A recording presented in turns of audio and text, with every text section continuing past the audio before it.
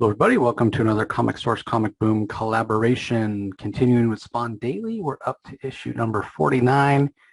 Like I said, for the last couple issues, it really feels like we're building to something special with issue number 50.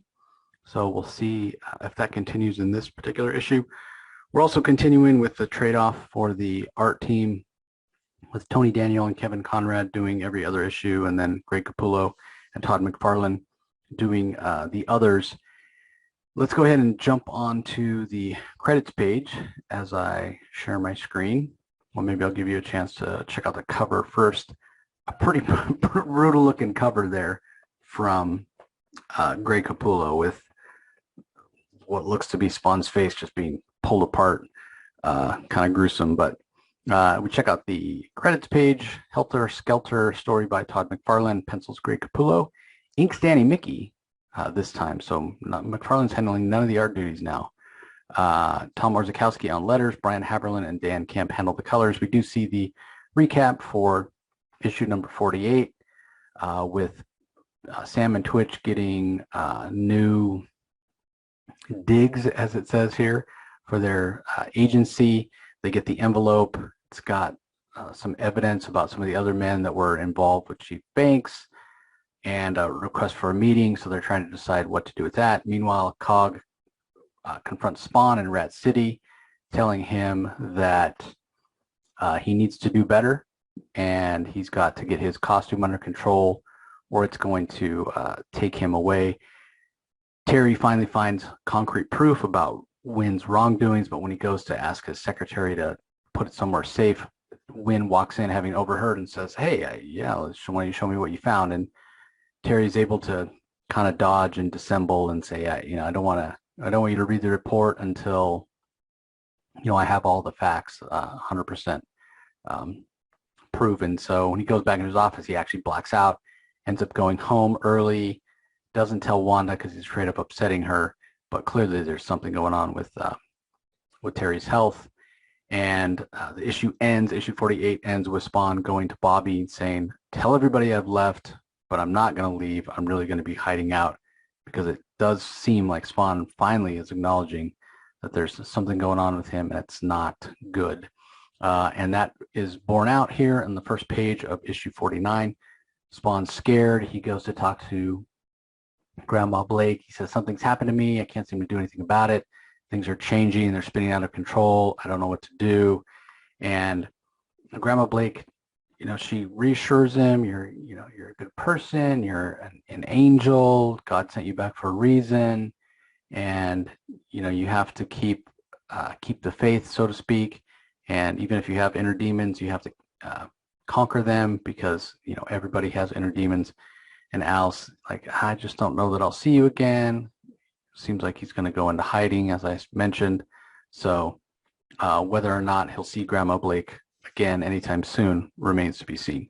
So meanwhile, Terry finally makes it to the doctor. The doctor gives him an examination, doesn't necessarily find anything wrong, and Terry goes back and forth thinking that he's worried for no reason and thinking he's just about to die. So he's definitely stressed out. I'm sure part of it has to do with his new job, working so closely for Wynn, but also this cough that just won't seem to go away. Back in Rat City, Spawn continues to create a labyrinth, almost a cage for himself. He just feels like things are out of control. He's tired of being attacked, and he's tired of lashing out, and he's tired of the costume having a mind of its own, and the costume having been born in hell and craving evil and violence and blood. Spawn thinks apparently the best thing he can do is to just hide himself away. So while he's doing that, Cogliostro comes into the alley and sees that Spawn has built this cage. Built his own personal asylum, is the way Cogliostro puts it. And he's thinking that he needs to find a way in to make sure that Spawn is okay, because he believes that Al is better than this, basically. So he's yelling out, "Al, where's the opening?" Cogliostro knows that if Spawn does kind of seal himself off with the limited knowledge he has with the costume continuing to evolve, it's a surefire way for the costume to take over for good. So meanwhile, we check in on the clown, Violator, and he's thinking about having to use Jason Wynn to manipulate Spawn and how it feels like a little bit of a waste. He wishes he could just be hands-on, but at least Wynn is easy to manipulate, whether he needs him to play the hero, the scapegoat, or the assassin, or the politician. It seems that Wynn's up to the task. And as he's thinking about this, all of a sudden, he senses something, and he gets really, really excited. He said, "This is perfect. Simmons is actually getting crapped on by his own symbiote. I may not even have to continue working with Jason Wynn. I can't believe this could happen so fast. This costume could evolve so fast. Before I know it, Al Simmons is going to be back in hell, and I'll be able to claim victory." So what exactly is the costume doing? We see on the next page, Cogliostro finally manages to break into this prison that Spawn has made for himself, and we see that the costume has sort of grown, out of control. It's got Al Simmons basically splayed out in the air. The costume has him locked down. He's trapped. He can't get away, and it senses Cogliostro pretty quickly, the cape itself, and grabs him and literally eats him. And all the while, Spawn's thinking, I wish Cogliostro would give me the answers. I wish he would stop with the cryptic clues and just tell me what's going on. But when he sees Cogliostro get grabbed by this cape that's really mutated beyond anything and looks just hideous, he notes the determination in Cogliostro's eyes, even as this cape is swallowing him. So there's some convulsions, and it's not too long before the cape spits Cogliostro out, and Cogliostro has been inside the symbiote in a way and has found a way to poison it and weaken it. And he uses some sort of spell, a scream of a dialect not from this planet, we're told. And all of a sudden, Spawn kind of drops to the ground, and all of the cape and its restraints and everything that was keeping Al Simmons captive sort of starts folding back in on itself and returning to its normal costume-like state. And once it does that, Cogliostro goes over and right before Spawn loses consciousness, Cogliostro is imploring him, you got to control it, you got to harness its power. None of us are going to live if you can't find a way to cage your demons and keep your costume under control. And just as he's passing out, Spawn says, "Help, please." And Cogliostro says quietly as Spawn's laying there unconscious, "That's what I've been trying to do, right? That's why I'm here. It's because of you. It's not an accident. We need each other, but you just don't seem to be listening to me." So meanwhile, Terry Fitzgerald's gone to see a specialist, even though his normal doctor didn't find anything wrong based on the fainting spell. They want to run some tests and make sure that there's nothing else going on. So this doctor schedules some tests for Terry. And we also learned that Terry hasn't told anything about the fainting or these tests. He hasn't told anything to Wanda because he doesn't want to worry her. And even when she calls his office, his secretary tells Wanda that she's in a meeting. So definitely keeping things on the down low from the wife. Never a good idea. We do get a quick page here, a check-in on Cygor, who we haven't seen in quite a while. He has finally arrived in New York after about a month of travel, and he's thinking to himself that all he can do is smell the stench of man, and he's actually looking for one man in particular, and that's Simmons. So what this guy's tie might be to Al Simmons, to Spawn, we don't know yet, but he's beautifully rendered by Greg Capullo. I'll say that. Meanwhile, Terry's driving back to the office, thinking about trying to nail Jason Wynn and how he can use the proof that he found to do just that.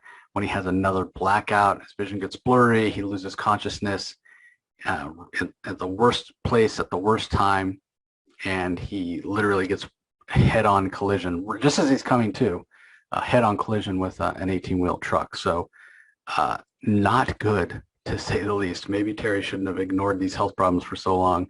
And now it's a little situation of too little, too late. Meanwhile, we check in on Sam and Twitch, and through nobody's surprised, even though Twitch acts surprised. I'm sure he certainly isn't.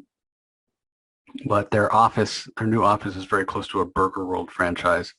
And so we see that Sam is partaking.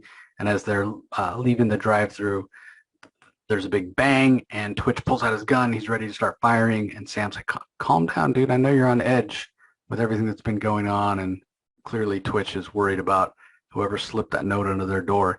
But really, it was just the car engine blowing up, throwing a rod or what have you. So we get a hint that maybe Sam didn't quite spend all the money on their new digs, as it was put, but has a little money for some transportation as well, as he dangles some keys in front of Twitch.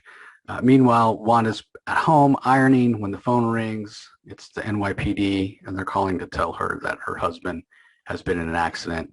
And before they can even finish telling her, she's already dropped the phone, grabbed Cyan, I guess, and she's out the door. So I guess the health scare, the health issues of Terry Fitzgerald come to a head far quicker than we might have thought otherwise. Meanwhile, Spawn's having plenty of issues of his own with his costume. We pretty much checked in on everybody here. We didn't see Jason Wynn, but we did get a quick visit with Grandma Blake, and her belief that that Alice is definitely on the side of angels, but that didn't necessarily seem to really give Al the hope that maybe he needed, because it was not too long before he's strung up by his costume. So what Cogliostro did to the costume, how he managed to let it eat him and then spit him out, we don't know. I'm kind of on Al's side. Like, Cogliostro's making all these hints and keeps telling you need to do this, you need to do that. I mean, if I was Spawn, I'd be asking like specific questions. Like, tell me your history. Sit down and tell me your story.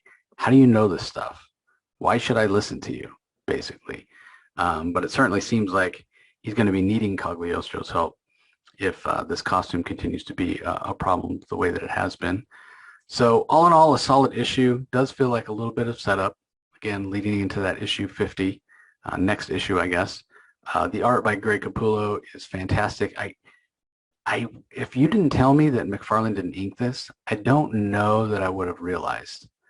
The fact that it's Danny Miki inks. I mean, it looks very much like the Capullo McFarlane team in terms of what the art itself looks like. I mean, it might just be a little less dynamic, but I think overall the art is really strong, and so are the colors. So yeah, Spawn continues to be a lot of fun. I'm definitely looking forward to hitting issue 50 and finding out what big doings McFarlane has planned.